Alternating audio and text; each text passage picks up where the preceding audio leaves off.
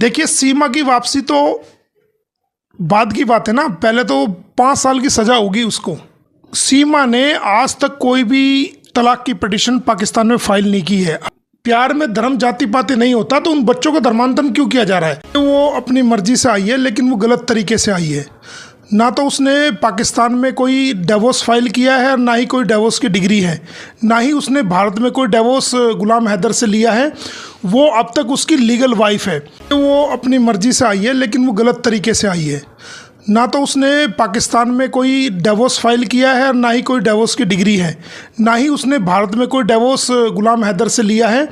वो अब तक उसकी लीगल वाइफ है और सचिन के साथ वो इलीगल रिलेशन में रह रही है और उसको इलीगल फ्रेंड कहा जाएगा। वो उसकी किसी रूप में भी लीगल रूप से वाइफ नहीं है।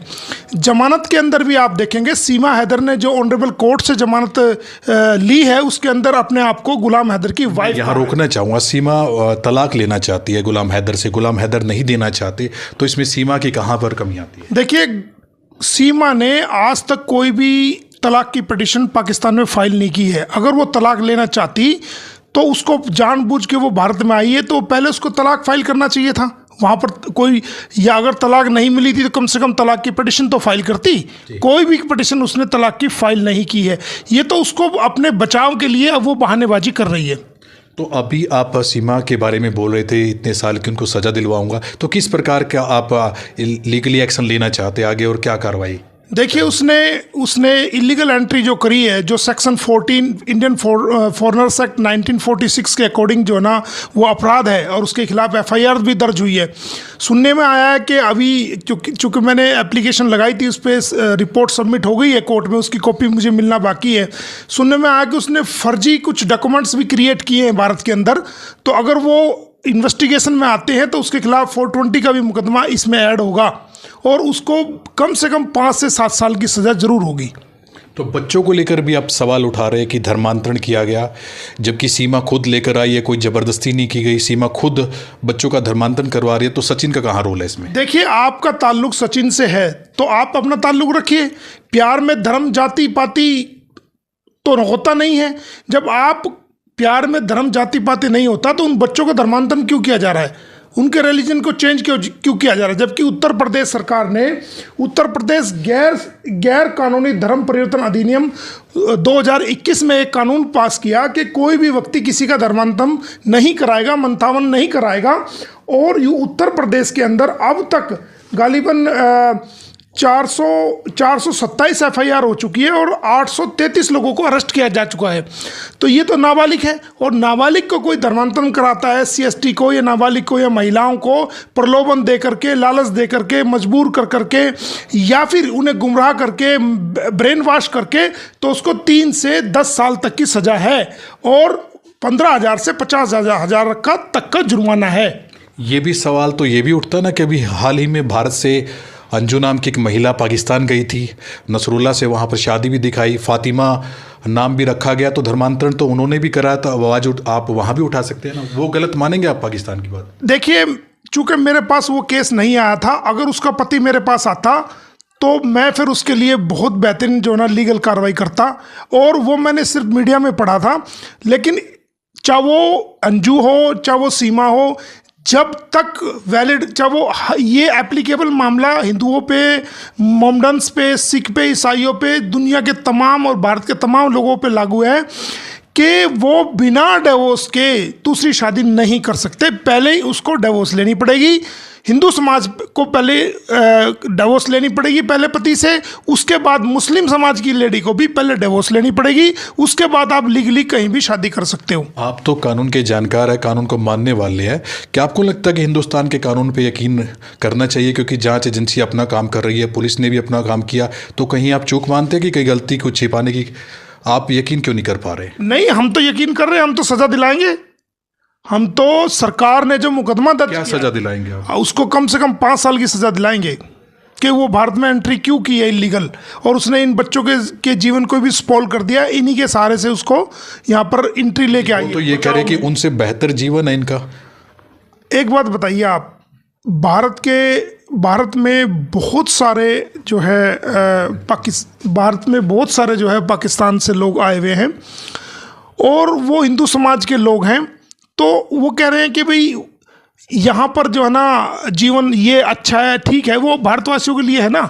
इसका मतलब तो आप पाकिस्तान के सभी बच्चों को ले आओ फिर यहाँ, हमारी क्या जिम्मेदारी है? हमें तो भारत की सीमाओं के अंदर भारत के लोगों की जिम्मेदारी है ना। नहीं, सीमा बोल रही है ना कि अच्छी परवरिश हो रही है, पाकिस्तान से अच्छी परवरिश कर रहे सचिन। परवरिश कर रही है तो उसका तरीका तो अडॉप्ट करना चाहिए था, पहले डिवोर्स लेना चाहिए था, और जो गार्जियनशिप के तहत अपने आप को डिक्लेयर कराती कि भाई मैं इनकी सिंगल गार्जियन हूँ, उसके बाद लेके आती। लेकिन कानून की धज्जियाँ उड़ाई गई है, कानून को रास्ता अडॉप्ट ठीक नहीं किया गया ना। तो कानून की धज्जियाँ किसने उड़ाई? सीमा उड़ा रही है। सेक्शन 11A क्या कहती है, फॉरेनर्स एक्ट की क्या कहती है? वो ये कहती है कि आप फॉरेनर्स अगर के खिलाफ अगर कोई FIR होती है तो उस पर रिस्ट्रिक्शंस हैं। वो कोई रील नहीं बना सकता, वो फिल्म नहीं बना सकता, वो सोशल मीडिया पे पोस्ट नहीं कर सकता, जनरल पब्लिक पे पोस्ट नहीं कर सकता, टेलीविजन पे नहीं दे सकता। उसके बावजूद वायलेशन किया जा रहा है। सेक्शन 11A में आप देखिए, इंडियन फॉरेन एक्ट 1946 में क्या कहती है। तो ये तो वायलेशन ही तो हो रहा है। कौन करा रहा है वायलेशन? आप जब संपर्क में आए उनके वकीलों से या पाकिस्तान में, तो उनकी क्या कुछ मांग है गुलाम हैदर की, या जो उनकी तरफ से केस लड़ रहे हैं और आप मिलकर, तो उनकी मांग क्या, मुख्य मांगे क्या उनकी? सीमा की वापसी भी चाहते हैं या सिर्फ बच्चों की कस्टडी? देखिए, सीमा की वापसी तो बाद की बात है ना। पहले तो 5 साल की सज़ा होगी उसको, उसके खिलाफ FIR दर्ज है। पहले 5 साल की सज़ा होगी, जब वो 5 साल पूरा कर लेगी तो फिर ये फॉरेन पॉलिसीज़ में है कि जो व्यक्ति कोई अपराध करता है और उसको न्यायालय द्वारा कोई सज़ा दी जाती है, उसके बाद सज़ा भुगतने के बाद वो भारत सरकार उसको डिपोर्ट करेगी। अब तो हरियाणा सरकार और यूपी सरकार पर भी सवाल उठा रहे थे कि धर्मांतरण के कानून भी बनाए गए, इनको फॉलो नहीं कर रही है। हरियाणा से गिरफ्तार किए गए, वो भी आपकी कानूनी सहायता नहीं की पुलिस ने, उसमें भी आपने? हरियाणा सरकार पर कोई सवाल नहीं, उत्तर प्रदेश सरकार पर कोई सवाल नहीं। ये सवाल उन इन्वेस्टिगेशन ऑफिसर के ऊपर है जिसने कमियां की हैं, जिसने लापरवाही बरती है। हरियाणा सरकार ने तो इस मामले में कोई इंटरफेयर किया नहीं, ना उत्तर प्रदेश सरकार ने किया। इसके अंदर इन्वेस्टिगेशन ऑफिसर जो है उसने जो कमियां की हैं, लीगल कमियां, एक वकील होने के नाते जो उसने कमियां की हैं उनको मैंने उजागर किया है। क्यों डिले किया जा रहा है? इन्वेस्टिगेशन के अंदर अब तक जांच पूरी नहीं की, चार्जशीट फाइल नहीं की। 173 की सब सेक्शन 2 CRPC के तहत चार्जशीट फाइल होती है, वो अब तक फाइल नहीं की गई। 7 महीने 20 दिन से भी ज़्यादा का वक्त हो गया है। उसको 3 तारीख 7वां महीना 2023 में उसको अरेस्ट किया गया। तो आज कहाँ है जांच? क्यों नहीं किया गया? जब उन बच्चों को रिकवरी किया गया फरीदाबाद के बल्लभगढ़ सेक्टर 59 एरिया से, उसको जो रिकवरी किया गया, उनको रिकवरी किया गया, सीमा को अरेस्ट किया गया 3 तारीख 7वां महीना 2023 में, जबकि FIR जो है रबूपुरा थाने में दर्ज की गई 4 तारीख को। लेकिन जुडिक्शन जो बनती है वो बल्लभगढ़ और फरीदाबाद की बनती है जी। अगर पहले से FIR दर्ज थी तो बाद में कहीं से भी अरेस्ट हो सकते हैं, लेकिन अरेस्ट करने के बाद अगर FIR आप करते हो तो जुडिक्शन वहीं की बनेगी जहां से आपने उसको अरेस्ट किया है। तो ये बल्लभगढ़ के जुडिक्शन बनती है कानूनी रूप से। और उन बच्चों को सीमा से रिकवरी किया गया, तो जब बच्चों को सीमा से रिकवरी किया गया, तुरंत प्रभाव से जो चाइल्ड प्रोटेक्शन ऑफिसर होता है उसको सूचना दी जानी चाहिए थी फरीदाबाद को, और वहीं के सरकारी अस्पताल में तुरंत प्रभाव से उनका सरकारी मेडिकल होना चाहिए था, सीमा का मेडिकल होना चाहिए था, उनके 4 बच्चों का मेडिकल होना चाहिए था, क्योंकि मामला इंटरनेशनल लेवल से जुड़ा हुआ है। कल को हमारे ऊपर उनको इन्वेस्टिगेशन ऑफिसर को कानून को पालना करना चाहिए था कि कल को हमारे ऊपर उंगलियां उठ सकती है जांच के ऊपर। क्यों उनका मेडिकल नहीं कराया गया? वहाँ पर मेडिकल होना चाहिए था। और जब उनको कोर्ट में पेश करना चाहिए था, उस वक्त कोर्ट में पेश करने से पहले भी दोबारा मेडिकल होना चाहिए था। फाइनली आप मैसेज क्या देना चाहेंगे? सीमा भी देख रही होगी आपको कि क्या बिना कानूनी कार्रवाई के अगर बच्चे वो गुलाम हैदर को सौंपती है तो इस कार्रवाई से बच सकते हैं? देखिए, वो बायोलॉजिकल फादर है, और बायोलॉजिकल फादर है तो वो अपने बच्चे मांगने का अधिकार उसको है, क्योंकि बिना तलाक लिए ये इलीगल रिलेशन में रह रही है। ये कोई लीगल, ये अपना आपको कहती है मेरा पति परमेश्वर है। वो बोलती है ना कि तलाक तो दे दिया था गुलाम हैदर ने, बोल दिया था 3 तलाक। नहीं, अगर कोई तलाक नहीं दिया, तलाक अगर दे दिया था तो पासपोर्ट के अंदर वाइफ ऑफ जो है ना गुलाम हैदर लिखा हुआ है। जमानत 7/7/2023 को जो ऑर्डर हुआ उसके अंदर जो जमानत याचिका फाइल की सीमा ने, उसके अंदर अपना आपको गुलाम हैदर की बीवी दिखाया। क्यों नहीं दिखाया उसमें तलाकशुदा? उसके अंदर कोई लिखी है एप्लीकेशन? कोई प्रूफ नहीं है। एक मैरिज सर्टिफिकेट उससे रिकवरी हुआ, उसके अंदर उसके पति का नाम गुलाम हैदर लिखा हुआ है, पासपोर्ट के अंदर लिखा हुआ है। जब तलाक हो जाती है तो पासपोर्ट के अंदर पति का नाम कटवा करके फादर का नाम आता है। सीमा तो बोलती है 4-5 साल से ताल्लुक ही नहीं था, कई सालों से गुलाम बात नहीं करते थे, दूसरी कंट्री में थे, कोई रिश्ता नहीं था, तलाक भी दे चुके थे। तो आपकी बात हुई तो वहाँ पर क्या रिलेशन था? ये सब झूठ फैला रही है। वो कह रही है 4-5 साल से अगर ताल्लुक नहीं था तो उसकी पहली बेटी 3 साल की है। आप खुद ही समझदार हैं।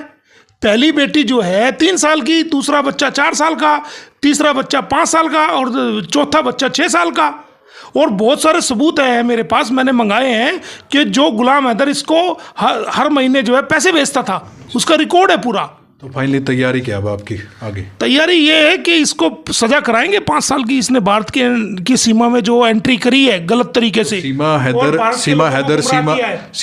सीमा मीना कह लीजिए, उसके साथ साथ काफी बड़े बड़े वकील भी खड़े। नहीं, कोई भी चैनल को मैं इस आपके चैनल के माध्यम से ये कह रहा हूं कि कोई भी चैनल, ये मेरी पोलाइट रिक्वेस्ट है, हम्बल लीगल रिक्वेस्ट है, ये कोई धमकी नहीं है, ये polite humble, it's my polite humble request to the all media channels, print media along with the electronic media, कि सीमा को कोई भी, मेरी ये आवाज़, मेरी ये बात सुनने के बाद सीमा को कोई भी सचिन की वाइफ नहीं लिखेगा और ना ही किसी बाइट में डिनोट करेगा। लेकिन वो सोशल मीडिया हर जगह पर सीमा ये, सीमा वो, सीमा ये, नहीं, वो गलत है। और जो 19 तारीख को जेवर कोर्ट ने ऑर्डर किया है, उस ऑर्डर में भी ऑनरेबल कोर्ट ने सीमा को हैदर की वाइफ माना है। मेरे पास कोर्ट के ऑर्डर है। अगर कोई व्यक्ति उसको सचिन की वाइफ लिखता है तो मैं उसके खिलाफ कंटेम्प्ट फाइल करूंगा।